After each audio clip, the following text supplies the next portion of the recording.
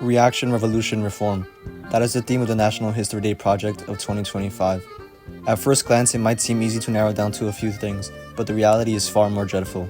After endless discussion, disagreements, and attempts to compromise on an interesting and semi-unique topic for this year's National History Day Project, our group landed on something we could all agree on. What was that, you might ask? Will allow us to enlighten you on what will be discussed. For the duration of this documentary, you, our dear audience, will listen to the social reaction, revolution, and reform that composed the first phase of the French Revolution.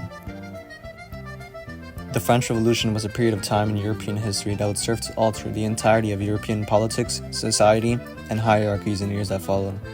Beginning in the late 18th century, due to the dissatisfaction of the French people regarding their living conditions and the luxurious spending of their king, King Louis XVI, while the upper class felt little impact of the economic depression caused by the constant spending of the French monarchy on war and luxuries, the lower class starved, were taxed immensely, and began to direct their anger toward the higher classes. This dissatisfaction would eventually lead to the French Revolution, and because of that, bloodshed befell all of Europe. The first phase of the French Revolution can be considered the calm before the storm of the entire French Revolution, but that doesn't mean that it had nothing to contribute to changes that would spark further stages of the revolution.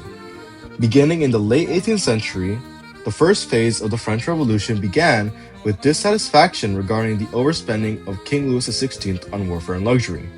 This overspending led to an immense debt piling up under France, which the peasants, who were already suffering from drought, famine, and disease, were forced to pay the bulk of. Louis XVI took note of the growing dissatisfaction of the peasantry and called for the Estates General, an assembly similar to the US Congress, to come together to find a solution to the situation. French society was divided into three estates. The first estate was the clergy, the second estate was the nobility, and finally the third estate was the peasantry.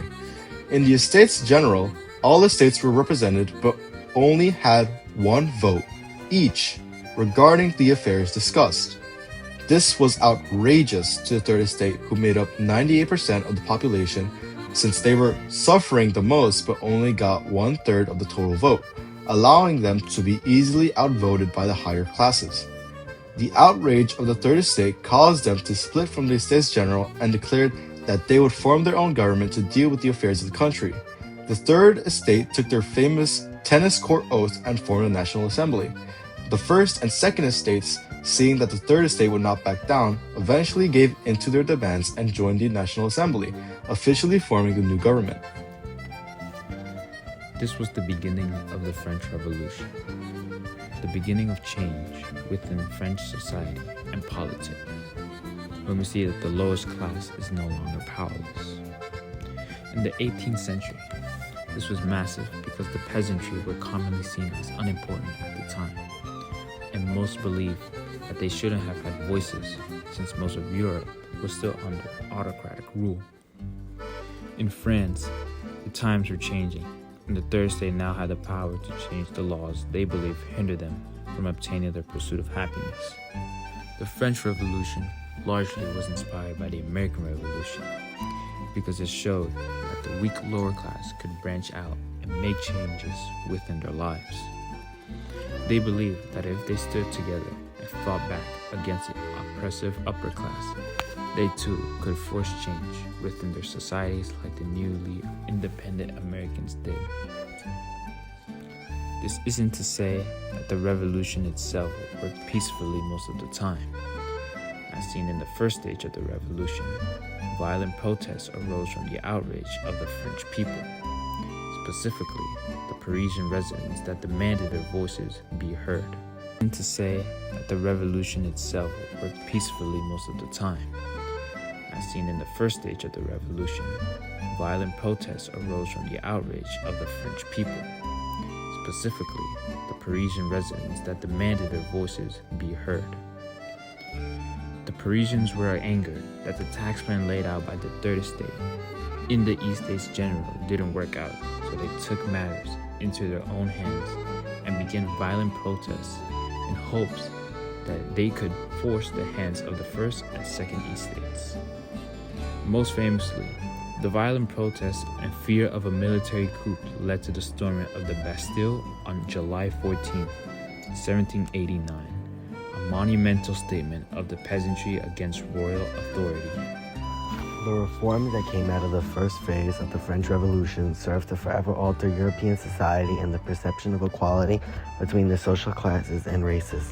One of the most famous documents that came out of the French Revolution was the Declaration of the Rights of Man in 1789.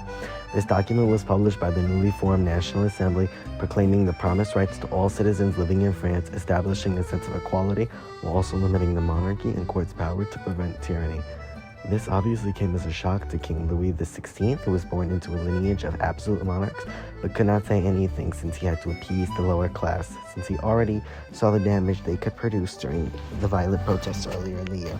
While King Louis XVI was still considered the King of France, he had most of his power stripped from him and lived in fear, knowing he could easily be taken down by the mobs of angry French citizens who were already fed up with his previous actions. In the end, King Louis XVI was forced to accept the new constitution and formed a new assembly called the Legislative Assembly to officially deal with the affairs of the country. The assembly was primarily run by the Third Estate due to their newfound power. In a sense, due to the expanded rights of all citizens and equality gained through the Declaration of the Rights of Man, the inequality of different estates ceased to exist. The only thing that separated them was wealth and property. However, this peace would be short-lasting, as the second phase of the revolution will come to destroy the idea of liberty established during the first phase. The French Revolution ties into the National History Day project's theme due to the previously stated facts, so let's summarize them. Reaction: outrage of the Third Estate due to the social inequity between the different estates present in the Estates General led to the Third Estate pioneering the National Assembly. Revolution: while the transfer of power from the higher estates to the lower estates came through discussions and written documents, there were still violent protesters that proved to the higher estates that the peasantry should be appeased by giving in to their demands.